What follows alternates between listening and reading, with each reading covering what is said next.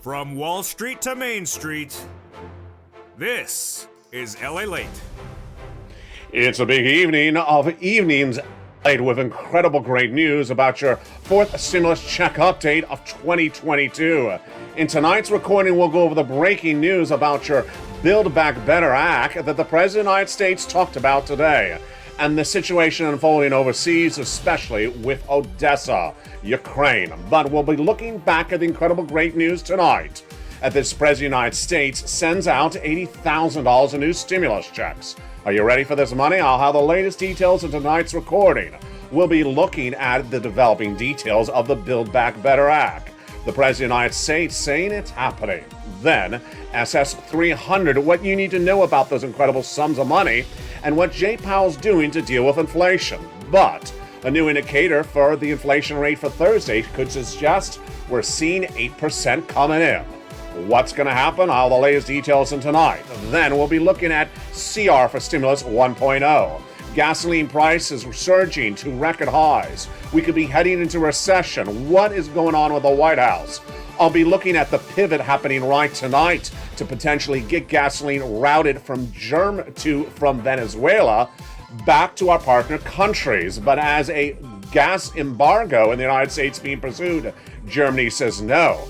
Fighter jets deemed dedicated now to Ukraine, and Latvia being shored up as the Baltic states are now at issue. Gasoline prices surging out of control and wheat prices surging to 9-year highs. What is the White House doing across the land? Plus, we'll be looking at the situation unfolding as Odessa, the beautiful crown jewel of the Black Sea, could next be the target of Vladimir Putin's active invasion. What's happening tonight and the humanitarian crisis and its impact at home. Big checks and big money. But if the gas surging continues, we could see a recession in just less than 6 weeks from now.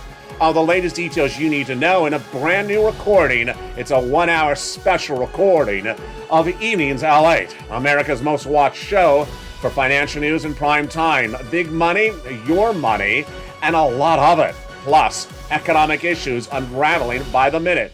Gas prices surging to record highs since last night's recording. And wheat prices getting worse by the hour. What is the White House doing? And is the pivot to get gasoline dedicated from Venezuela too little too late? I'll have all those incredible details across the board tonight in a big broadcast from the shores of Santa Monica, California. It's Evenings.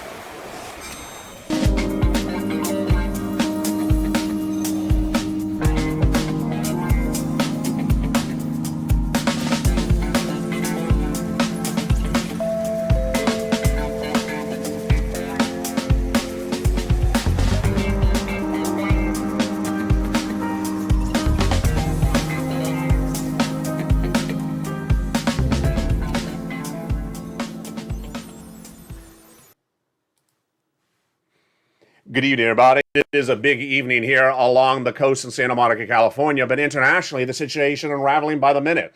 Germany not coming to our allegiance on a Russian embargo of oil. And meantime, Venezuela part of the equation. Meantime, what's happening over Latvia that can impact your money at home? The oil and gas surging to record highs and wheat prices swirling. Locked in tonight's recording, and we'll be looking at the latest details of what's happening in Vladimir Putin later in tonight's recording. But first tonight, your money. And your money, lots of it. The president dedicating $80,000 in new stimulus checks. Are you ready to get it? I'm going to show you how to get those big sums of money. It's coming up late in this recording. But first, let's start with the Build Back Better Act. The president of the United States bringing up the Build Back Better Act, not just in the State of the Union address last Tuesday, but also in a new interview. In a new interview obtained by LALATE News, the White House says Build Back Better Act will happen. Joe Biden sat down with that new interview on Sunday and said that the incredible Build Back Better Act for stimulus recon must happen because gas prices are surging out of control. In an interview with Heather Cox Richardson, Biden says, I want to reduce the burden on American people that is being caused by gasoline prices. We'll reduce child tax poverty by 40%, and that is among the items we can do. And that is at hand. The president had said much the same when talking about Build Back Better Act during the State of the Union address. But what is the president doing with it tonight? The latest details starts right now. Build Back Better Act has 3 clusters of checks and 3 add-ons. Those incredible clusters of checks pay you a lot of money, upwards of $15,000 across the land. Let's look at those incredible checks in tonight's recording. First, they got in there the hazard pay. 1 more year across the board of the earned income tax credit and $4,000 of elder care. They got in there the children's check, $3,600, the home repairs across the land, and the big money for the children, plus a new car and money for college students, $550 checks. There's 3 add-ons of checks to the Build Back Better Act as well. And that first add-on comes from here on the shores of Santa Monica, California, where you're watching LA tonight. In that first add-on of checks, Maxine Waters got $25,000 for the purchase of your first home, given to the seller at the time of escrow by the federal government. In cluster number 2 of the Build Back Better Act, home repairs and paid leave. This is a lot of money. Paid leave is $1,700 a week if you make $70,000 or more per year. If you make $35,000 or more per year, it's $800 a week. And then split it in half if you make $15,000 or more per year. W-2, 1099, you get all these incredible sums of money. And then the home repairs in that second cluster are to weatherize your home. When we look at the next add-on of checks, it comes from Bob Casey. $250 billion of free home health care for seniors and people on disabilities got in there. The second cluster of checks, third cluster of checks, gets even better. Seniors and free internet. In that third cluster, free internet for all checks, farmers checks, independent contractors checks, and then checks for the seniors. 2 on the House, 3 on the Senate. On the House side, they got in there dental and vision checks, and then on the Senate side, medical assistance, like the lowering the eligibility age of Medicare, which is par for the course when we're talking about adding incredible checks to the Build Back Better Act. The other checks that they would add in are MSC. What is an MSC? An MSC is a monthly IRS stimulus check that go out to millions of Americans on top of the already existing checks in the Build Back Better Act that already pay you $15,000 to $60,000 of checks. Who gets it? Legislators represent that if you got a third, you would get a fourth. Single individual, $75,000 less, you get it. Married couple, $150,000 less, you get it. Double it. Family 4, quadruple it. And if you're on benefits, SSI, SSDI, you get it as well. It's not it's not income, it's not taxable, and it's offered nationwide, automatic to adult dependents as well. There you go. That is MSC. $2,000 the first month, $1,000 thereafter for up to 6 months. The senators represent the viewership of this channel. Now, when you talk about MSC, we're talking about one of many checks that would be added to the forced stimulus recon that already has $15,000 to $60,000 of checks. And that is on top of the existing money you got from third stimulus. But guess what? A new round of other checks are going out. And that is the heat of tonight's recording. $80,000 of new stimulus checks are going live starting today. And it's part of a new program announced by the White House last Friday. And you need it. And you want it. It's coming up later in this recording. But first, let's start with CR for stimulus, which is the opportunity to put a stimulus check in the continuing resolution. And what is the breaking details tonight across the land on that? The continuing resolution has an early March deadline later this week. $1.5 trillion, a discretionary funding, approved. Bipartisan support, House and Senate. Weeks of negotiations, done, dealed, signed, and sealed? Not necessarily.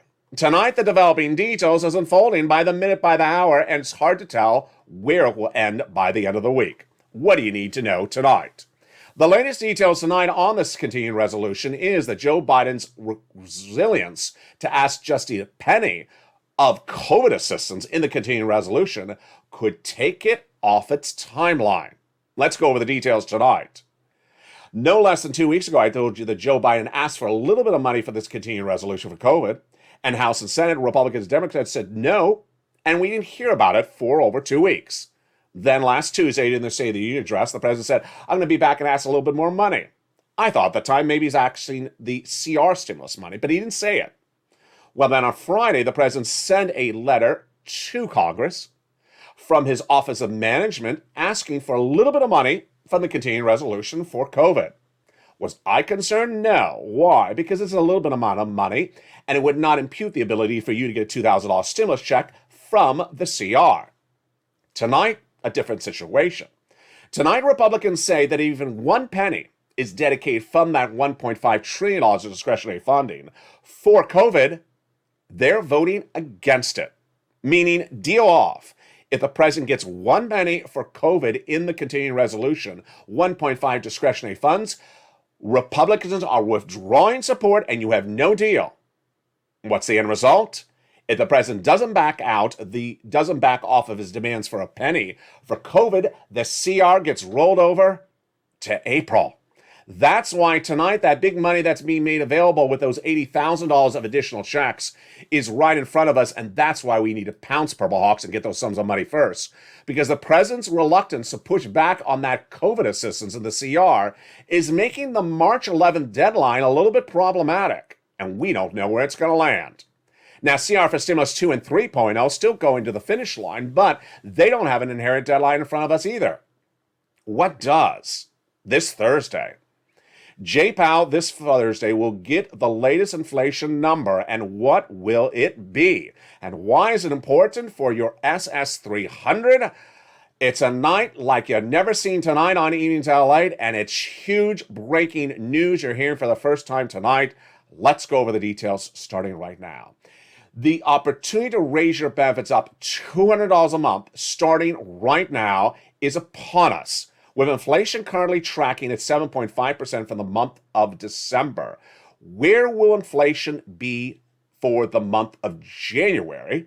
We will learn this Thursday. Inflationary data is released a month after it happens. So this Thursday, the new inflation numbers are going to be released. And I've been predicting it'll be 8% for the month of January. Last Friday, analysts said the January number would be 7.5%. Today, they're saying 8%. This is good news for you. Because if Joe Biden makes the phone call, you could swap out COLA for inflation today and lock in an 8% increase. An 8% increase would raise your benefits up $200 a month starting right now, not just for this month, not just for this year, but lifetime. In view of all the economic developments unfolding right today, you need that additional $200. The $200 was part of Joe Biden's presidential platform, reaffirming his presidential campaign that he would replace COLA with inflation if he became president. And by raising your benefits with that new benchmark of inflation, it helps. But you want him to do it before Thursday, or at least before May. Why? Jay Powell, your head of the Federal Reserve, is dealing with a problem, and that problem is inflation. Inflation tracked at 7.5% the month of December. January's numbers likely come in at 8%, and will be revealed this Thursday on this channel. If inflation's at 8%, Jay Powell's bringing it down. But how quickly and why is this very problematic? Jay Powell has 5 meetings to potentially reduce inflation by raising interest rates, a 1/4 basis point. The first meeting just in days from now. And Jay Powell already indicated he's reducing inflation by an initial March meeting of a 1/4 basis point. But that's where we are to start. Then, Jay Powell says he may ramp up even higher if inflation is even more robust. But is inflation not really the big issue tonight?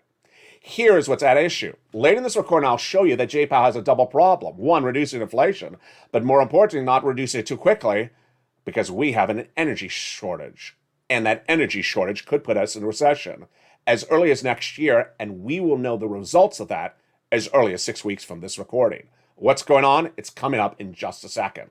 Let's go back to that SS300. Joe Biden needs to make that phone call right tonight and make the call to the Social Security Administrator. Replace COLA with inflation. That will raise your benefits up $200 a month right now and then $100 later this year. You need those incredible benefits across the land, and this would solve the situation right at hand. SS300 should happen right now rather than later this year when inflation is going to be lower. Remember, once your benefits lock in a higher rate, you're at that higher rate now. Good news. Don't wait for inflation to go down before you lock it in. More about Jay Powell's problems with dealing with inflation later in this video. But the big exciting news is that $80,000 of new checks are going out. And those $80,000 of new checks are in addition to the incredible money that viewers have gotten from third stimulus. Yes, in addition to the money from Build Back Better, in addition to the money for CR for stimulus. So how do you get it? What are they? Let's go over the details starting right now. $80,000 of new stimulus checks have been approved by the White House in a new program for homeowners. It's a grant program, and if you're a member of this channel, you got the details before anyone else in the membership newsletter that goes out Monday through Friday, 7 p.m. Pacific Standard Time. The grant program for homeowners will allow you about $15,000 to $80,000 of free money. Let's go over the incredible details starting right now. Number one, it's a grant program. You don't have to pay it back. Number two, it's underwritten by the federal government. Number three, it's for homeowners, all types of homeowners. So if you're on benefits, SSI, SSDI, Social Security, or railroad benefits, you qualify for it if you're a homeowner. Moreover, the eligibility is just like a stimulus check. Single individual, $75,000 less, you qualify. Married couple, $150,000 less, you qualify. The great news is that the money is for items that we often talk about on this channel, but never had relief for, like property taxes, like homeowners insurance, like association fees. Great sums of money that you often wanted assistance for, but never had it. Now it's going live. But how is it going live? Well, it looks a little bit like 2020 on this channel. In the early days of this channel, I helped millions of Americans get unemployment assistance state by state. But every state was different. Some states went live before other states, and some states were delayed for weeks. In the case of this program, it's run on a state-by-state basis. Every state will have its own website and will administer it locally. So while your state may be live, another state may not be live. The money starts today, and yet certain states may not have their websites available for days to come. I'll be tracking the situation, giving you updates as the money goes live. It's $15,000 to $80,000 per household. It's your money, and you need to pounce, Purple Hawks. This is incredible, great news. We'll feature more about these big sums of money and how to get third stimulus in the second half of this video. Plus, we'll be looking back at the situation unfolding overseas. Gasoline prices surged overnight to the worst levels in the modern day era. We haven't seen anything like this since the 1970s. And this is as concerns as Venezuela is being approached to ramp up its production to save the situation. The United States thought that it could rely on partner countries to agree upon a ban of Russian oil. But late today, Germany said, no, we're not doing it. What's going on? All the latest details tonight and how it impacts your wallet. Meantime, could the United States be in a recession by 2023? And why is wheat and oil now the indicator of where we're heading? Vladimir Putin's invasion of Ukraine is not only causing human catastrophes, but economic catastrophes. And tonight we'll go over the details of what's unfolding and what's being done and not being done by the White House. Then we look back at what's happening in the humanitarian corridor, as millions of refugees are trying to flee into Poland and aren't able to go. What's next on the horizon is new fighter jets are being delegated to the area, and the Baltic states, now concerned that Vladimir Putin's act of aggression could be them. And then Odessa. We look back at Odessa, first feature on this channel no less than a week ago. It remains the focal point of Vladimir Putin tonight. And while Odessa looks beautiful in these photos, it may not look that way tomorrow. What's going on, all the latest details, and then the humanitarian crisis. As we've been featuring millions of refugees fleeing into Poland. But tonight we feature another horrible story. Millions of refugees stuck in their homes, starving to death because they can't get out of Ukraine. What's going on, all the latest details in tonight's recording, and what Vladimir Putin is next at issue with. Then we'll be looking back at the unfolding issue of oil and gas and why. Last night at 7 o'clock Pacific Standard Time, for the first time in the history of this channel, I sent out an economic alert. What was that economic alert? And why was it so troubling at the time to make it for the membership of this channel? What has happened since that economic alert sent out last night on this channel? And what's the situation tonight with gas prices? Those details coming up in the second half. But first, here's a little bit about the community page. I'll be back with you in a little bit with more checks, third stimulus checks, CR for stimulus checks, and those $80,000 of checks. But first, here's a little bit about the community page. If you want money right now, not 5 days from now, and not 5 weeks from now, then reach out to the community page. The volunteers can help you find that money for rent and utilities. That's at news.la.com/community. The community page features a series of volunteers who are viewers like you. They can help you find rent, utilities, SNAP, food benefits, mortgage assistance, and help you with eviction moratorium questions as well. Their Facebook, Twitter, and Instagram individuals reach out to them and indicate the city and state you're from, and they'll get back to you shortly. That's a community page. Volunteers working for you, viewers helping one another. Stay with LA for more. Join LALATE Daily for the excitement of the new LALATE live daily. The excitement starts on mornings LALATE at 9 a.m.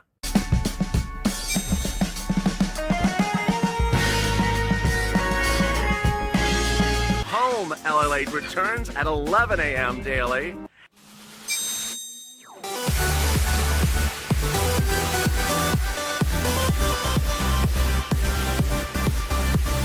And then afternoons LALATE at 1 p.m.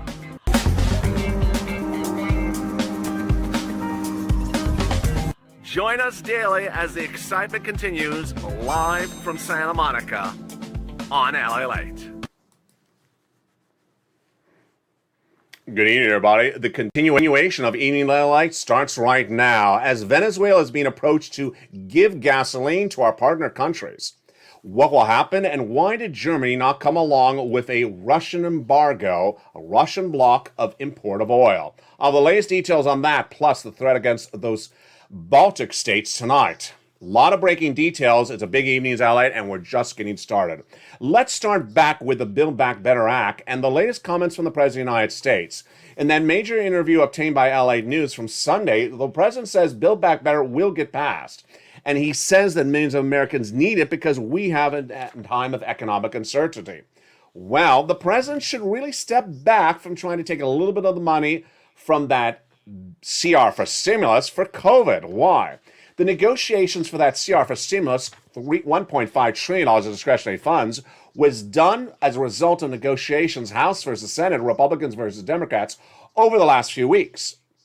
Solidified. And in fact, they told the president no less than twice before, we're not giving you any money for COVID. Republicans and Democrats both alike. What's the latest comment by Chuck Schumer, Majority Leader of the Senate tonight, about that continuing resolution? He said the negotiations are still unfolding and they're going very well.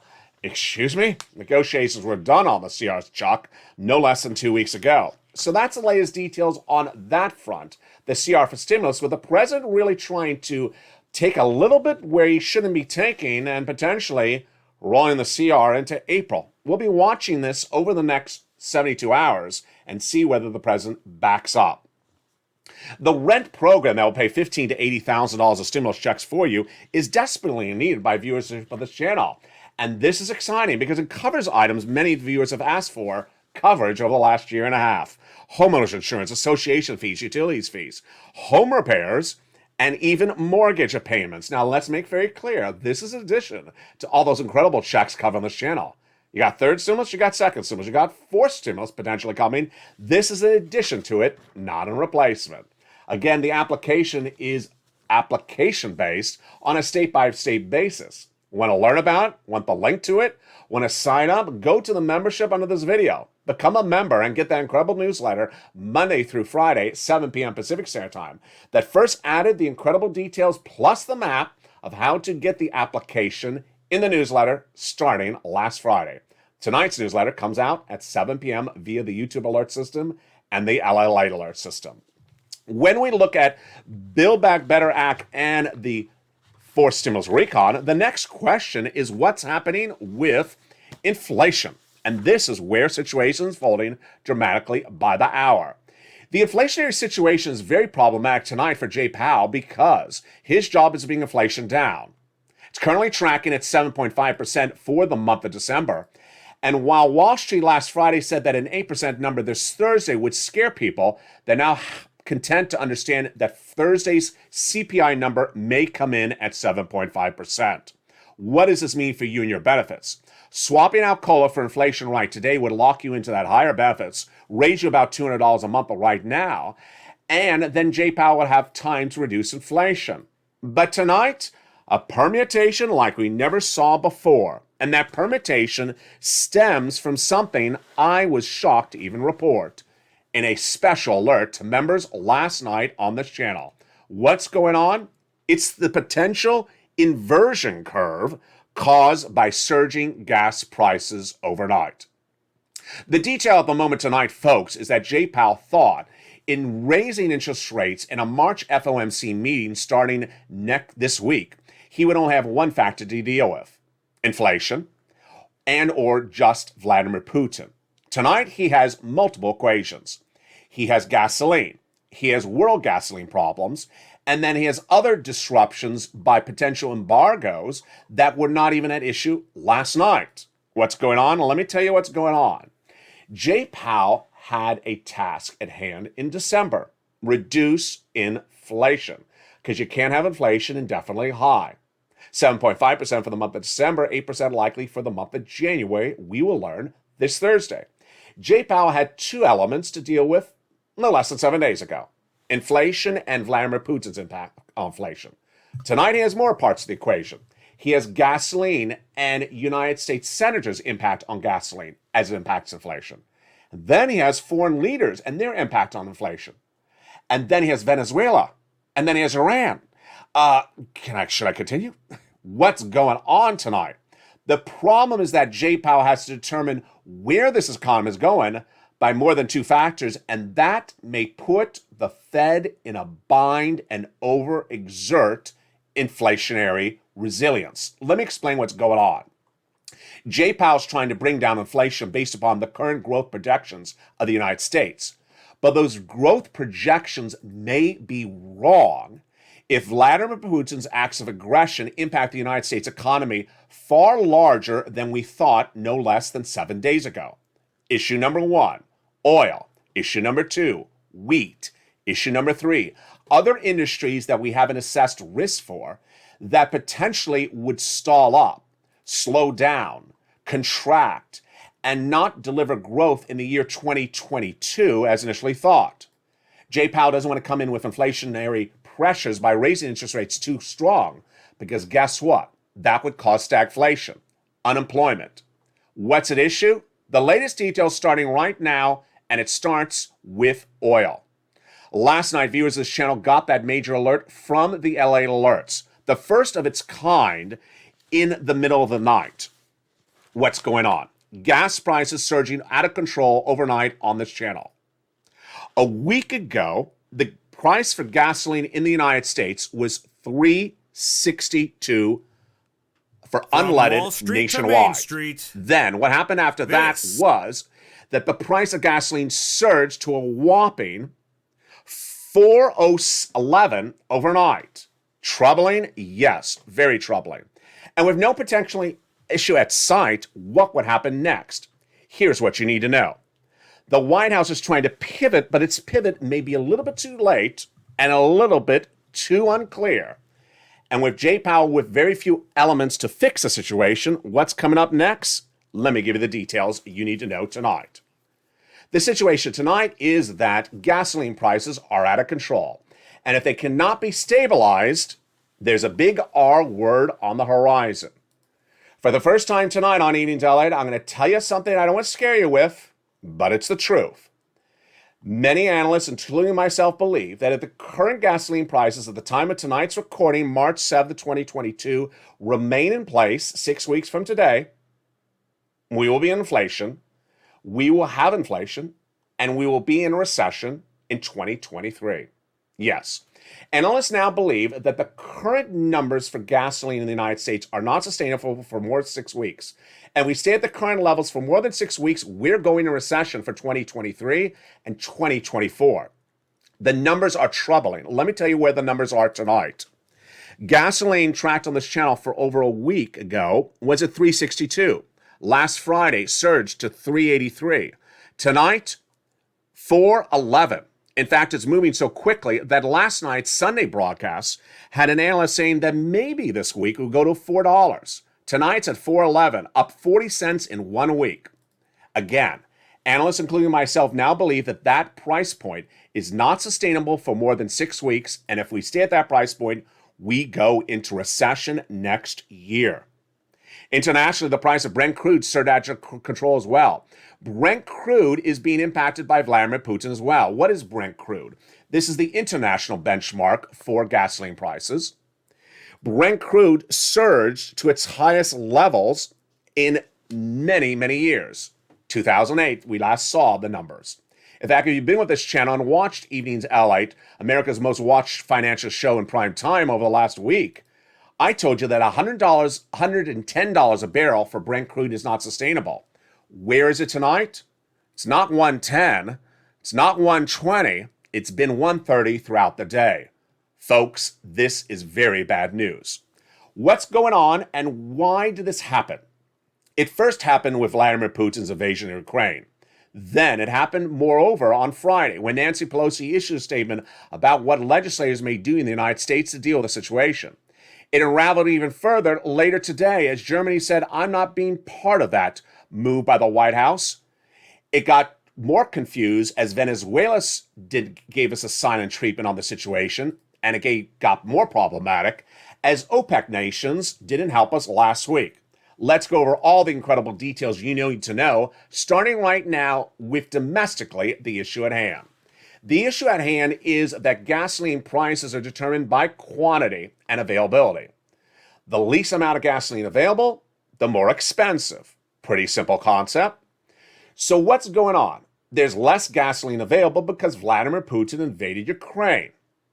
How does it impact us domestically in the United States? Not so much directly because only 5% of the United States gasoline is from Russia. 95% is from somewhere else. In this case, our gasoline is not dependent upon Russia. But our partner allies, like, for example, Italy, are heavily dependent upon Russian oil. So what happened back in October? This is breaking news you're hearing for the first time tonight on Evenings. Back in October, this channel reported to you that there was 100,000 Russian troops at the Ukrainian border, and that this could be the major news story of 2022. What also happened? The White House saw the same troops, and the White House actually dispatched Treasury to do an analysis of the situation and told them, look at what's going on with potential economic disruption, specifically in the case of gasoline and oil.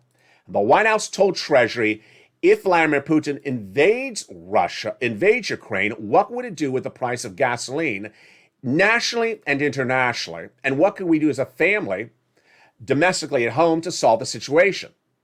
Treasury found that at the time there would be a potential disruption, but didn't have a contingency in place. Let me tell you what's going on. What's going on is that since October of 2021, you and I knew that there may be a displacement of oil in the market. Meaning, since October, when I told you Vladimir Putin may invade Ukraine, that there may not be Russian oil available for our partner allies. Because if Putin invades Ukraine, no one wants his oil. Pretty simple? Yes. So since that apparent problematic permutation in October last year, has the White House gotten any allegiance from any partner country to pivot? Get their oil not from Russia, but another country? No. In fact, the White House has not done this at all. It understood the problem with that order from Joe Biden to Janet Yellen in October last year to pivot and figure out how to deal with a potential oil crisis if Vladimir Putin invades Ukraine, but had no diplomacy agreement, no G20 agreement, no economic agreement with partner countries to pivot and say, if Putin invades Ukraine, where are we going to get our oil from? Not a U.S. citizens, partner countries. They didn't have that deal. And so what happened? Over the weekend, Anthony Blinken, your Secretary of State, went overseas and discussed the importance of having partner countries consider a ban on Russian oil. Good, but it didn't go as he planned. Because what happened? While the United States saw a big movement on this on Friday, Germany today said no deal. We ain't doing that.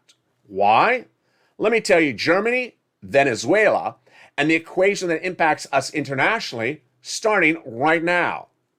At issue is it's one thing to say Americans will find another way to get American oil, but it's another way to say where our partner country is going to get their oil. Let's deal with our situation first.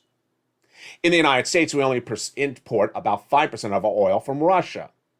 On Friday night, Nancy Pelosi issued a letter to members of the House saying, I'm going to introduce legislation to ban the import of Russian oil. Great. It's a moral move. It's a humanitarian move. We have to do it as a society in the United States. Ban the import of Russian oil. Good. But it's not an economic issue. It doesn't impact us economically at home because we only import about 5% of our oil from Russia. Now, why did that statement cause international oil prices to surge out of control? Not because of economics of it, but because they thought, international analysts, that other countries would follow suit and would say, you know what? If the United States bans import of Russian oil, then maybe Italy will ban import of Russian oil, and other countries like Germany. So immediately, oil prices shot up. Remember, less oil, prices go up. And immediately, this saw a massive surge to $130 a barrel for international crude, Brent crude, and domestically, prices going to $4 at the pump. Now, it got more problematic, and here's where it gets troubling. The White House and the Democrats, and potentially the Republicans as well, are going ahead with a ban of Russian oil. But they've not reached out to anyone in West Texas to ramp up production of domestic production here in the States. Let's look at what's going on. We have the opportunity to increase production of our gasoline by Americans for Americans in West Texas. But that conversation hasn't happened. And in fact, could have happened last October. And in fact, has been addressed to the White House and has gotten no response. In the last week, West Texas oil producers have said, we're waiting for the White House to say, should we ramp up production? And we haven't heard from them. Remember, if West Texas increases production of gasoline domestically, then our price of gasoline at the pump comes down. We solve our problem. We don't go into recession. Our economy remains stable. Simple, very simple. Why has the call not been made? You know why. Because certain parts of the Democratic Party are focused on clean energy, and ramping up production of gasoline is against that platform of clean energy. But it's misguided, because ramping up production of gasoline short term, it does not defeat the focal point of clean energy. You can still do clean energy and ramp up production short term. You can still ramp up production of gasoline in West Texas short term and still be dedicated to the platform of clean energy.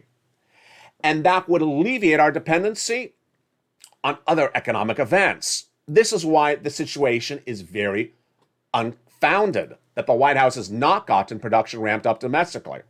That's the first part of the equation that doesn't make sense. The second part of the equation is the international part that's even more problematic. Let's take a look back at what happened in October. In October, we knew that gasoline was going to be a potential issue if Vladimir Putin invaded Ukraine. You knew it, I knew it, the White House knew it. They actually had the order from Joe Biden to Treasury Secretary Janet Yellen. So at that time, that moment of epiphany happened. What did the White House do with its partner countries? It should have reached out to partner countries saying, hey, Venezuela, you got a lot of oil.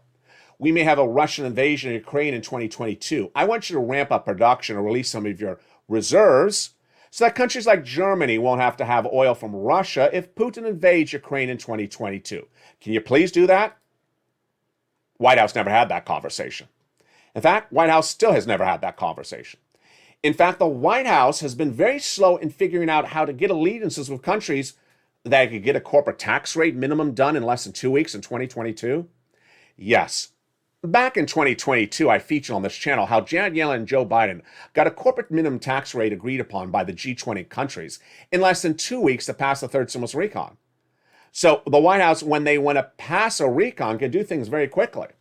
But in the case of an oil agreement, which is very simple, agreeing to pivot, agreeing to have Venezuela provide gasoline to Germany instead of Russia to Germany, agreeing to Venezuela to provide gasoline to Italy instead of Russia to Italy. White House hasn't done this. White House has been focused on strategic alliances like Latvia and the Baltic states. Our Secretary of State went overseas yesterday to shore up the Baltic states that could potentially be invaded next by Vladimir Putin. Make sure that fighter jets are dedicated. All good, but what about the economic team of the White House? Janet Yellen, Treasury, the Department of Interior to deal with surging domestic trade items like corn, soybeans, and wheat. None of this analysis is being done. Nothing is being done to short the allegiances. And this is a very important pivot. Tonight, a little bit of glimmering hope. First, the White House reportedly is reaching out to Venezuela finally, after me talking about this for nearly 2 weeks on this channel.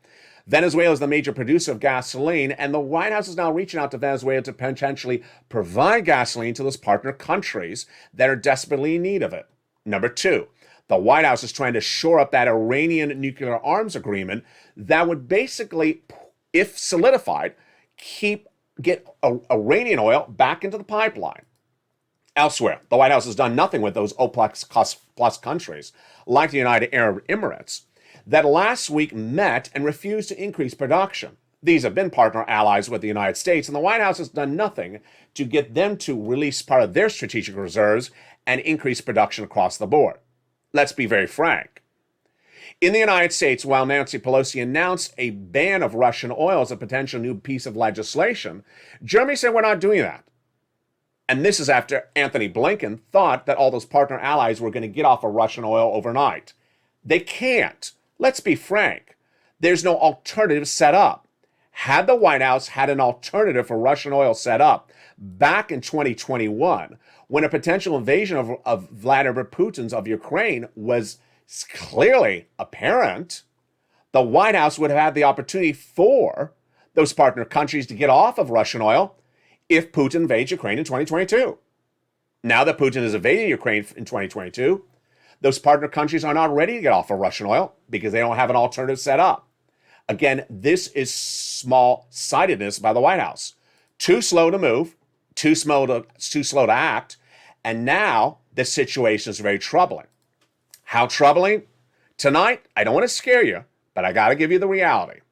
A series of new analytic reports tonight suggest that at current base prices of where gasoline is tonight, we can only sustain the current levels for 6 more weeks. How does this translate? And what will happen? Let's go over the numbers starting right now. Analytic reports now tonight suggest that at $4 a barrel, $4 of gasoline in the United States is not a level that can sustain in our economy until May. If you see the United States still at $4 a gallon, which is where it is tonight, $4.11, domestic, unleaded, basic, nationwide average in the month of May, we're heading a recession. And that recession will start in 2023 and potentially go into 2024.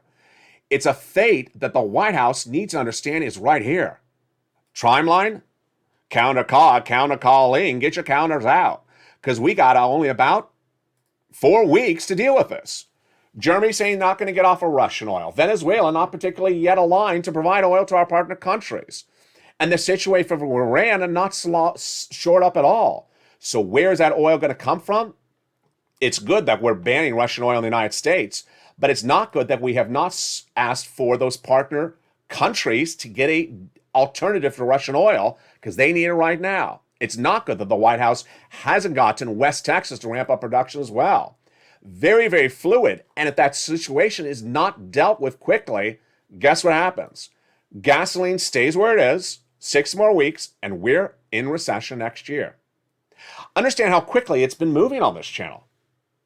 Evenings at LALATE last week was featuring Russian invasion of Ukraine, bringing the price of Brent crude from 200 to 210, saying that's not sustainable.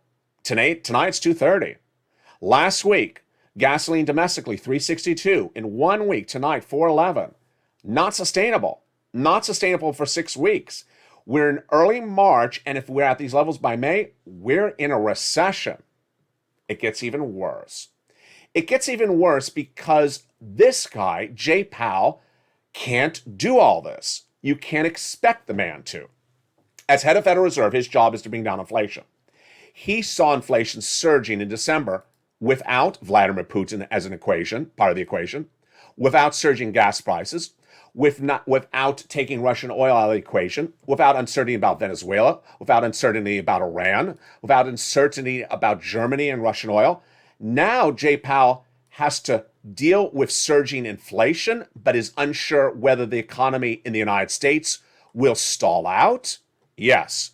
What's at issue is that Jay Powell needs to pivot and figure out, wait a second, the world events are changing so dramatically, I don't want to bring down inflation too quickly, because guess what? I'm going to send this economy into a potential recession or stagflation if I come in too strong in April with our interest rate spikes. This Thursday, we're going to see the latest inflationary number, and it's likely to come in at 8%, but that doesn't solve the situation because Jay Powell has to pivot and find something to deal with right tonight. And he can't if the White House doesn't have guidance on where those allegiances are going on oil. And we're just getting started. There's wheat. Wheat has been a major topic of this channel since day one, and it's big tonight. The wheat crisis is surging out of control, and again, this is Vladimir Putin's acts of aggression in Ukraine. Ukraine is a major exporter of wheat, and that wheat is no longer available in the pipeline. That wheat comes from the Black Sea, like Odessa, a very rich, fertile area, an agrarian area. And now those men of Ukraine are not harvesting wheat, they're defending their homeland.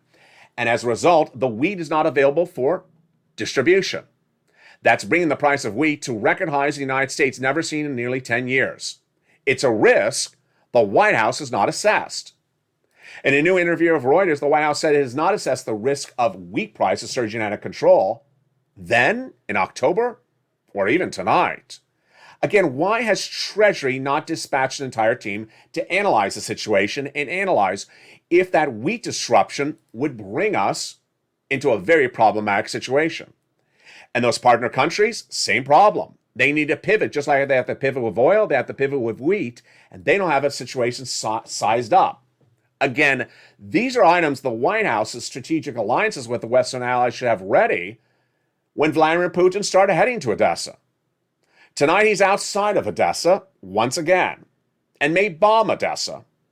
But he may do even more economic destruction internationally, including disruption of the wheat industry. What's the latest you need to know about Vladimir Putin tonight, both domestically, internationally, and the human rights issue at hand? Vladimir Putin's acts of aggression and invasion of Ukraine continues to grow by the minute and by the hour, and the humanitarian crisis is getting worse by the moment. Where is Vladimir Putin advancing, and what is troubling across the board? It was over the weekend that I said to the viewership of this channel, I didn't believe that the corridors issue could remain a front page story for more than 24 hours and not get reaction and movement and intervention by the partner allied countries. I was wrong. They haven't done anything. I can't imagine how the NATO alliance countries can sit back and watch Vladimir Putin not honor the safe corridors. Let's go over what's happening. In his potential invasion of Ukraine, Vladimir Putin is not allowing Ukrainian women and children to evacuate to neighboring countries like Poland and Hungary. So initially, when negotiation meeting between Ukrainian and Russian officials begat a deal, a series of corridors in which women and children could flee to a neighboring area. And then, when they went, they saw they couldn't. The two teams went back to the negotiating table. They were assured that Russians would not interfere once again. They did. 3 attempts since then, 3 blockades by Russian officials. And it's not just a blockade. They're killing people. Women and children are leaving their homes with their last belongings, going into a corridor which is much like your normal road or your highway to head to the Polish or Hungarian border, and then they're being blocked. And then they're seeing tanks. And then they're being told to turn around and go back home. And in some cases, they're dying. Tonight, the situation is far worse than it was even 24 hours ago on this channel. A 17-second clip was released in the last few hours that was filmed by a resident in an apartment building where people were trying to flee in the evacuation corridor, and Russian tanks were in front of the apartment building. 5 of them, opening fire and killing people on camera. a violation of human rights, a violation of agreement for the safe quarters against women and children who are unarmed, grandmothers, some pregnant women, and in towns like the town of Mariupol. Problem number one, people can't get out. Number two, when they try to get out, they're being killed. Problem number three, in staying barricaded in their home, waiting for the time to get out, they're now starting to starve to death. The situation is unfolding because it's been 10 days, we now know, according to Mirahel Hodel, spokesperson for the ICRC, the International Red Cross. It's been 10 days. Without water, without electricity, living in shelters, shelters are packed. The essentials are missing. A lot of people needed health care as well. People are starting to literally starve to death in their homes because they can't evacuate because of the Russian occupation right outside their building. I can't believe at the time of this recording that the NATO alliance countries have not figured out a solution to this problem. The NATO alliance countries, their agreement is to protect NATO countries. Ukraine is not one of them. But can they sit back and watch the human rights violations unfold time after time and not allow the safe harbor of Ukrainian citizens to Poland and Ukraine and see it unravel worse after worse? It's 10 days of occupation so far. And as more days go on, less food, less electricity, and more casualties, more deaths for people who can't even leave their homes. What are the NATO alliance countries doing? People want to know, including myself. The Baltics, that could be the next focus of Vladimir Putin. The Baltic states are bordering also Russia. And overnight, Anthony Blinken, your Secretary of State, went to the Baltic states to ensure that NATO forces are aligned and in position in the events that Vladimir Putin takes an act of aggression against them. We continue to monitor the situation with deployment of new fighter jets like the F-35 to Lithuania. Important various pieces of equipment have been deployed here and other states in Lithuania. Good. But the situation is very fluid across the board.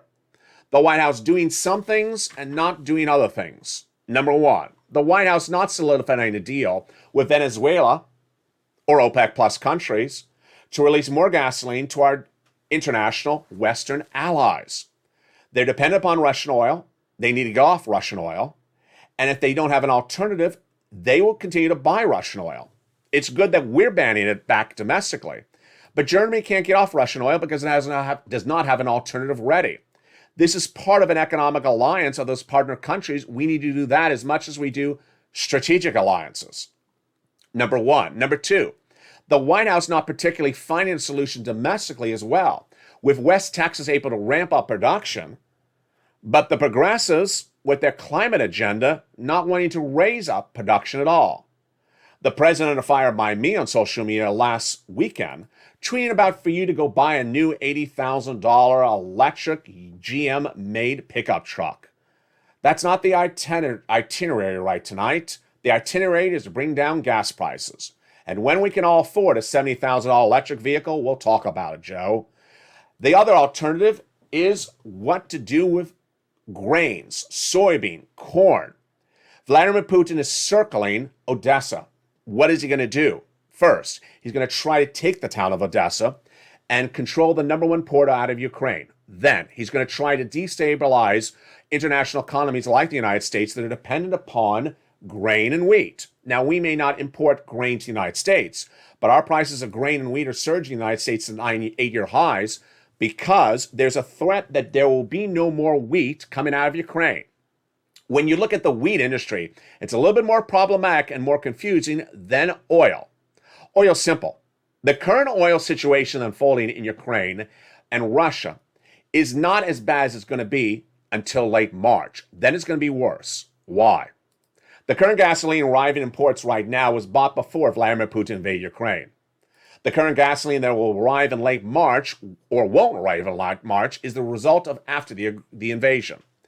In the case of wheat, it's a little bit more problematic.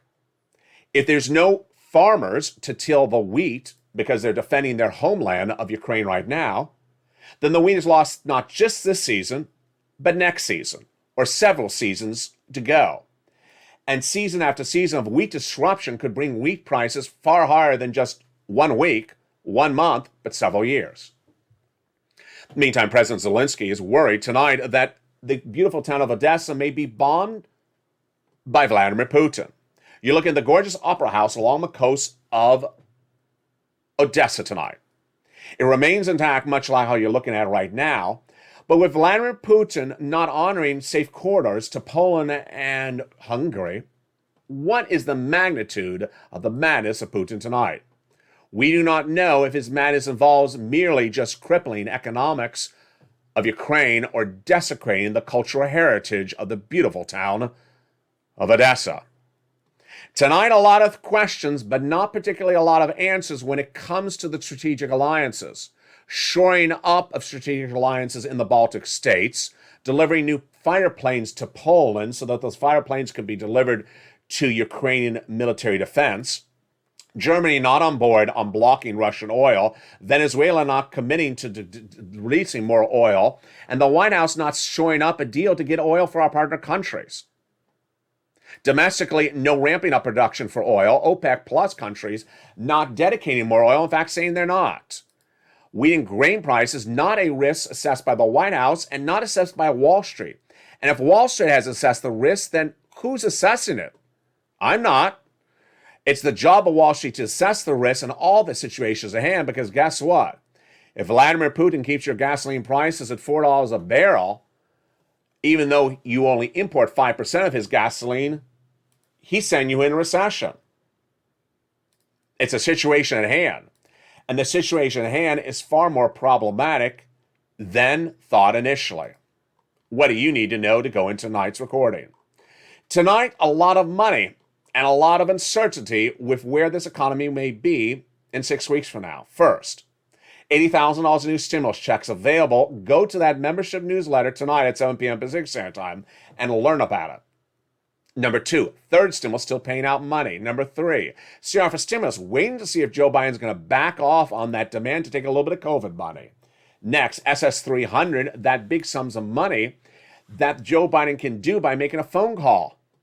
Jay Powell, tasked with the question of what to do if interest rates this Thursday, likely to come in at 8%, then no CPI number on Thursday. If it's the case, then what does Jay Powell do for March?